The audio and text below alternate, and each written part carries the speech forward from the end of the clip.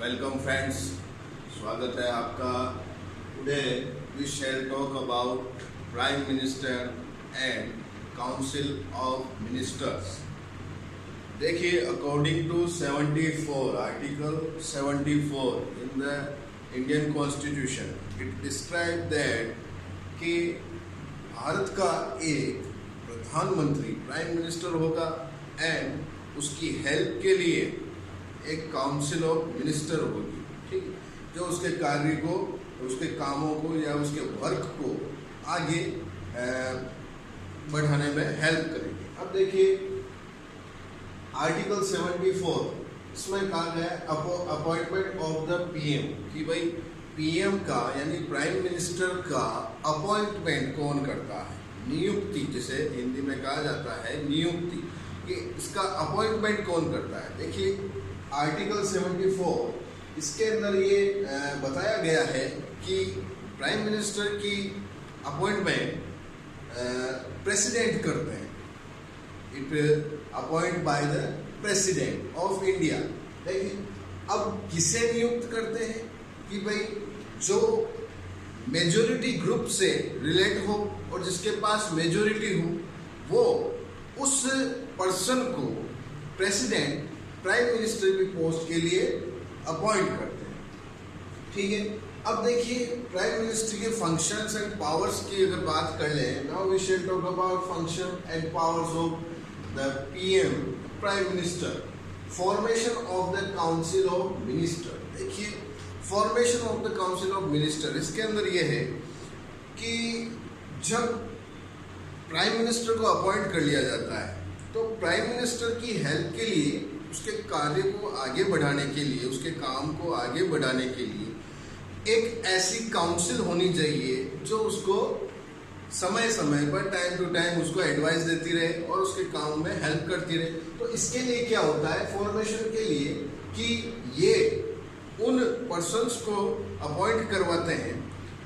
ये अपॉइंटमेंट तो होता है राष्ट्रपति से, यानी प्रेसिडेंट करते हैं, लेकिन इनके अपॉइंटमेंट के लिए एडवाइस देने का काम होता है पीएम का, कि मुझे इस आदमी को, इस पर्सन को इस पोस्ट के लिए अपॉइंट करवाना है, ठीक है। और फिर उसकी एडवाइस पर प्रेसिडेंट उसको अपॉइंट करते हैं। अब देखिए division and amendment of portfolios among the ministers. अब जब मिनिस्टर्स इतने सारे बना लिए, है ना, कि भाई जैसे कि मिनिस्टर्स बना लिए, फॉर एग्जांपल 10 मिनिस्टर बना लिए, है ना, लेकिन उन मिनिस्टर को क्या काम दिया जाए, है ना, उनके लिए क्या काम सुटेबल होगा, तो इसका डिसाइड भी पीएम करते हैं।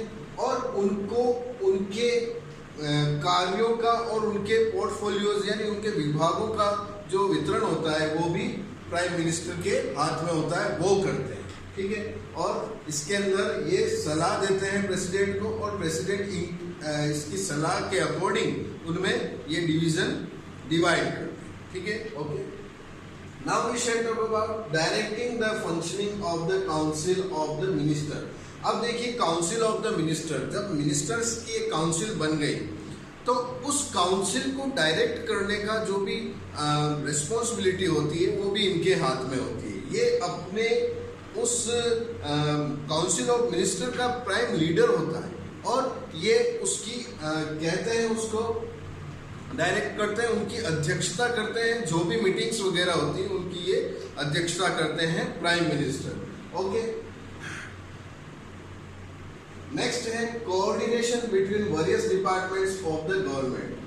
अब जब काउंसिल बना दी, अलग अलग डिपार्टमेंट्स डिवाइड कर दिए, तो उसके अंदर उन डिपार्टमेंट्स के मध्य, उनके बीच कोऑर्डिनेशन बना रहे, यानी समन्वय बना रहे, एक तरह की अंडरस्टैंडिंग बनी रहे।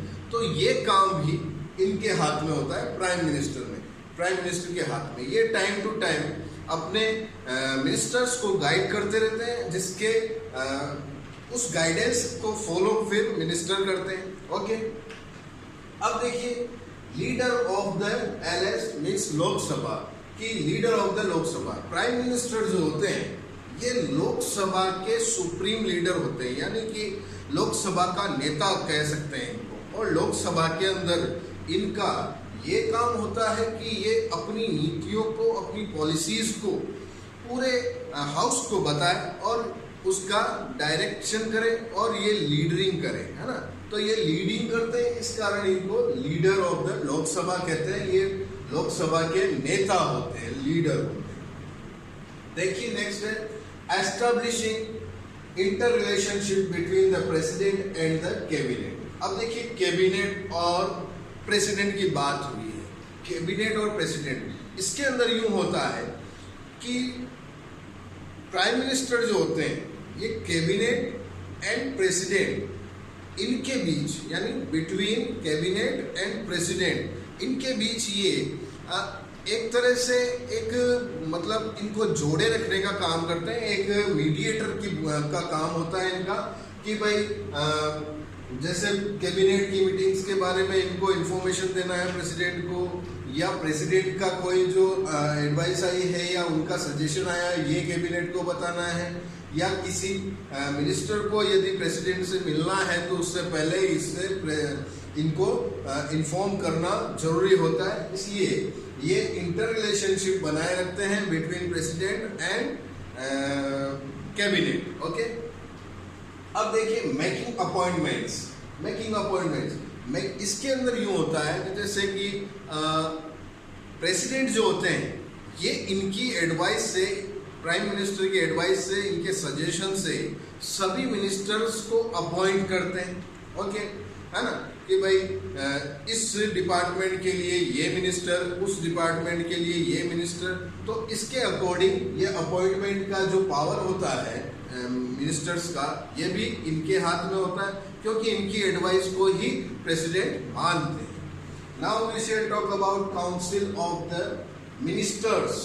अब काउंसिल ऑफ द मिनिस्टर्स यानी मंत्री, काउंसिल ऑफ मिनिस्टर को मंत्री परिषद कहते हैं। अब देखिए इसके अंदर क्या है कि मंत्री परिषद की थोड़ी हम बात कर लेते हैं। देखिए article 74, according to article 74 there will be a council of ministers headed by the prime minister to help and advise the president perform his duties. देखिए आर्टिकल 74 ये कहता है कि there will be a council of minister, की एक मंत्रियों की एक परिषद होगी, ठीक है, जिसका हेडेड बाय द पीएम, जिसका मुखिया, हेडेड मीन्स हो गया चीफ, कि जिसका मुखिया प्राइम मिनिस्टर होगा, ठीक है, टू हेल्प एंड एडवाइस, कि भाई प्रेसिडेंट को एडवाइस द प्रेसिडेंट, कि राष्ट्रपति को, प्रेसिडेंट को उसकी मदद करने के लिए, उसका सहयोग करने के लिए, उनकी सहायता करने के लिए और उन्हें सुझाव देने के लिए, सलाह देने के लिए ये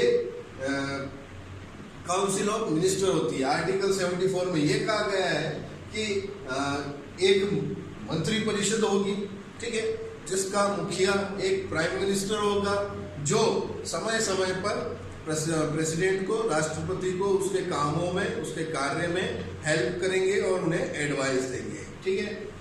now we shall talk about formation of the council of minister. देखिए appoint of the PM, article 75 sorry.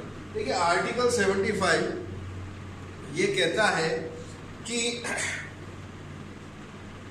ये जो कैबिनेट होता है या काउंसिल ऑफ मिनिस्टर होता है, इसे अपॉइंट करने का पावर जो होता है ये तो होता है प्रेसिडेंट के पास, लेकिन इनको किन को, है ना, किस पर्सन को कौन कौन सा डिपार्टमेंट देना है, इसकी एडवाइस ये प्राइम मिनिस्टर देते हैं प्रेसिडेंट को, ठीक है।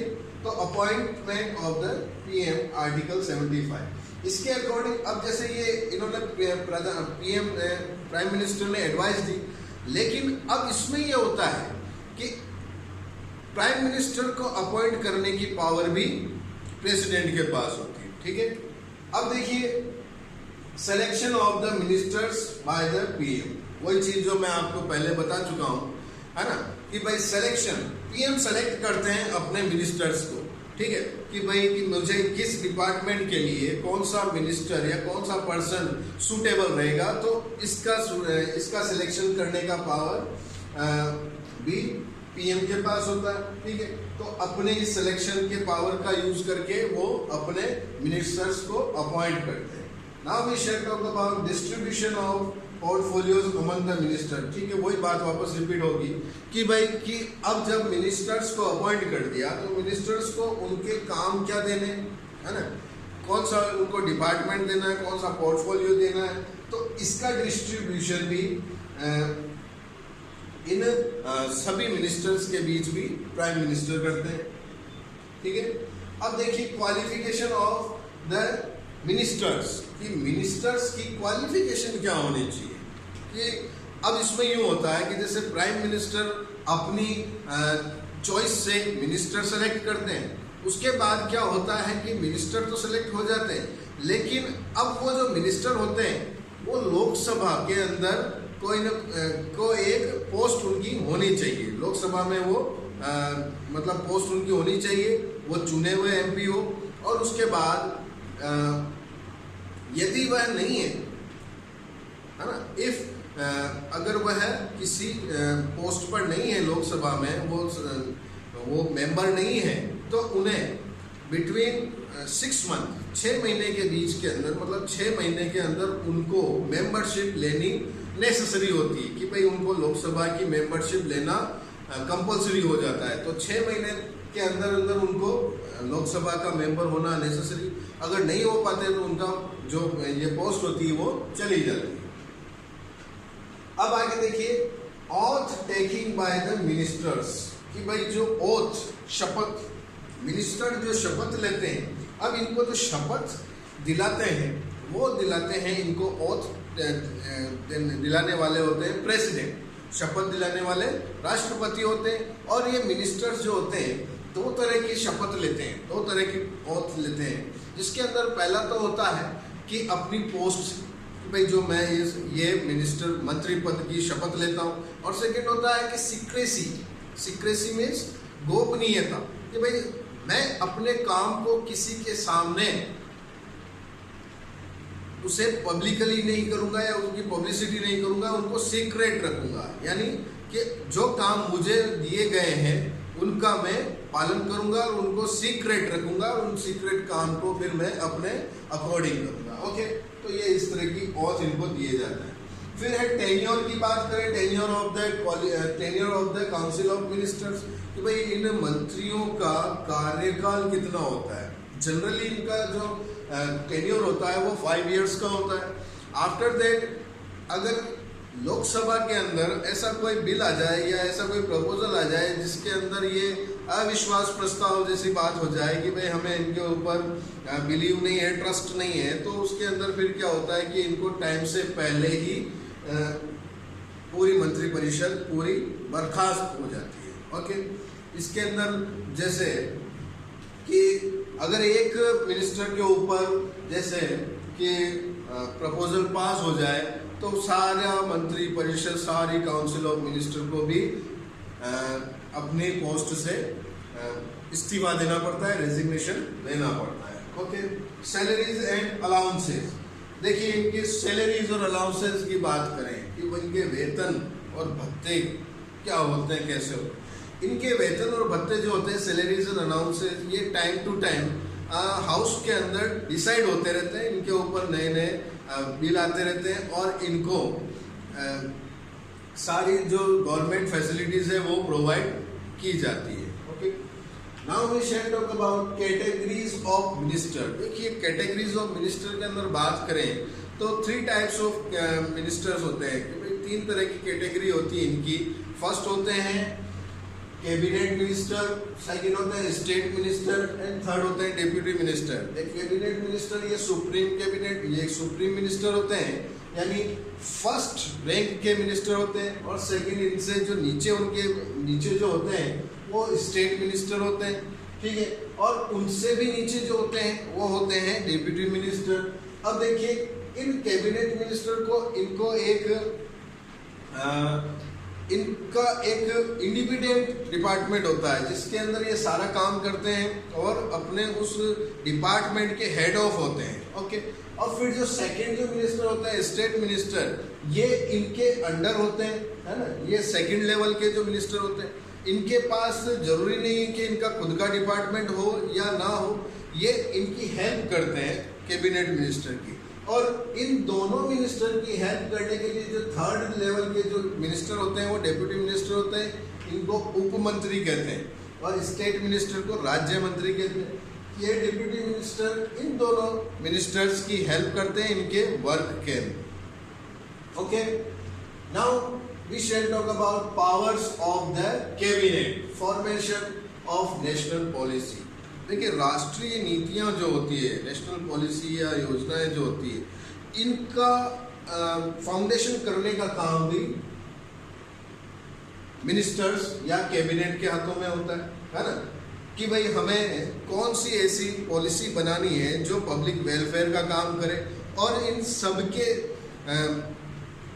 एक पूरा सजेशन होता है, इनमें आपस में डिस्कशन होता है और उसके बाद एक डिसीजन पर पहुंचा जाता है और फिर इनको अलाउ किया जाता है, आगे फिर इसे हाउस में रखा जाता है। ओके, तो ये जो नेशनल पॉलिसी है इसका निर्माण करना भी कैबिनेट के हाथ में होता है।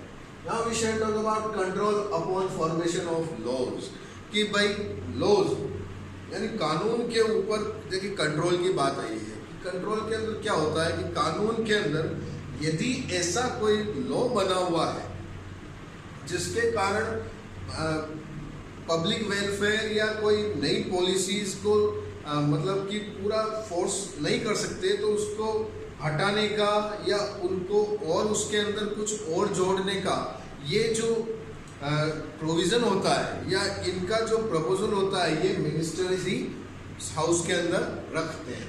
ठीक है, तो ये क्या होता है कि लॉज, कानून निर्माण के ऊपर, फॉर्मेशन ऑफ लॉज के ऊपर इनका नियंत्रण होता है, कंट्रोल होता है। ठीक है ना, कि भाई कौन सी पॉलिसीज हमें सही समय पर रखनी है, कौन सी पॉलिसीज ये पब्लिक वेलफेयर का काम नहीं कर सकती, और कौन सी पॉलिसीज से पब्लिक वेलफेयर को ज़्यादा बढ़ावा मिलता है। तो ये सारा काम करने का काम भी कैबिनेट के हाथ में होता है।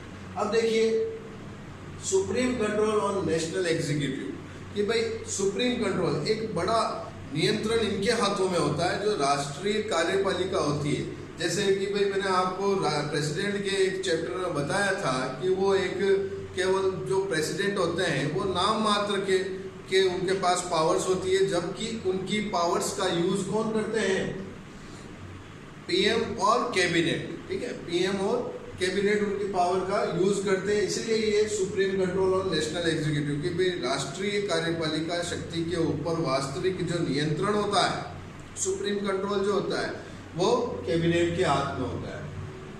Next, financial power. देखिए, फाइनेंशियल पावर के अंदर क्या होता है कि पूरे ईयर का, ऑल ईयर, मतलब कि इसके अंदर जो इनकम और एक्सपेंडिचर जो होता है, आय और व्यय, इसका जो डिटेल्स होता है या इसका जो विवरण होता है, ये सारा सदन के अंदर, हाउस के अंदर कैबिनेट, ये काउंसिल ऑफ मिनिस्टर्स रखती है, जिसके अंदर जैसे जिसे हम बजट कहते हैं, इनकम एंड एक्सपेंडिचर का जो डिटेल्स होता है उसको हम बजट कहते हैं। ये एवरी ईयर ये फाइनेंस मिनिस्टर ये हाउस में रखते हैं। ओके, और कौन सा मतलब कौन सी जो राशि है या कौन सा जो इनकम है उसको किस सोर्स से यूज करें और इनको कहाँ कौन सी पॉलिसी में कितना यूज करना है, इसका जो डिवाइडेशन होता है ये भी ये काउंसिल ऑफ मिनिस्टर करती है। ओके, अब देखिए, कंडक्टिंग फॉरेन